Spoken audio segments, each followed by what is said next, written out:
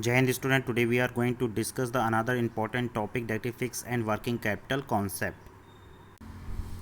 The capital need of business enterprise is divided mainly into two parts: working capital requirement and fixed capital requirement. Working capital required to purchase the current asset to make payment for day-to-day expenses which are necessary to run the business. On the other hand, payment for the fixed capital is required to purchase fixed asset. Efficient management of the both kind of capital in the main consideration. Here we study the management of fixed capital and the fixed asset investment decision, popularly known as capital budgeting. Fixed capitals refer to that capital which is used for the purchase of fixed assets such as land, building, machinery, furniture to earn income from long time. In the motive behind the purchase of these assets, not for sell for the immediately. It is equally necessary to know the meaning and fixed capital management. Management of the fixed capital means the correct estimation of the its requirement and estimated depend upon the need of the fixed asset.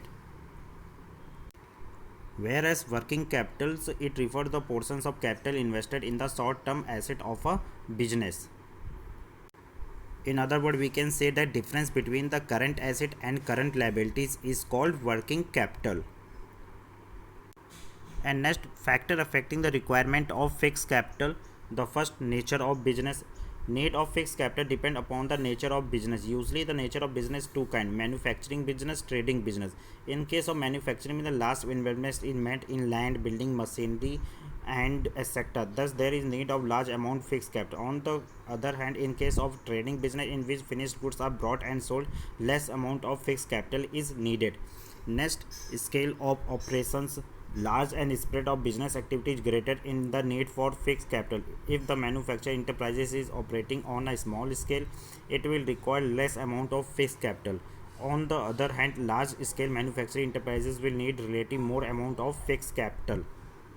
Next, choice of technique. Those manufacturing enterprises which make use of modern and automatic techniques, machines need a large amount of fixed capital.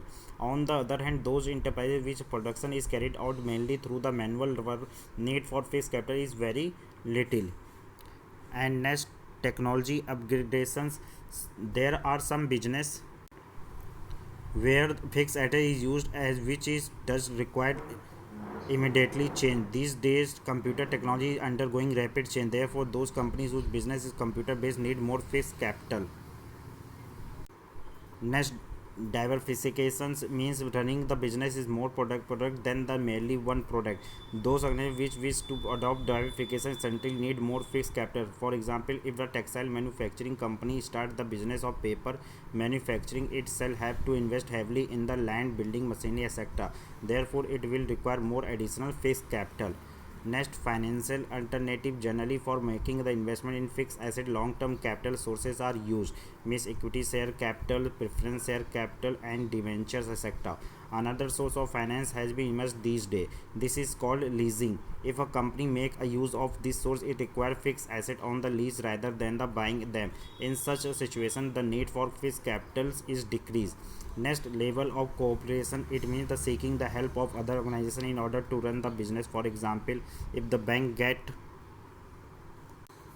the ATM of the another bank, this is called collaboration. It means some income from the bank allowing ATM facility in the form of rent, while the bank is getting the facility will not have to invest in fixed asset. Therefore it can be said that collaboration help reducing the need for the fixed capital. So we can say that both fixed and working capital are equally important for the success of business. Like the factor affecting the fixed capital, there is also the factor affecting the working capital, like nature of business, scale of operation, business cycle, seasonal factor, production cycle, credit allowed, credit, operation efficiency, availability of raw material, etc.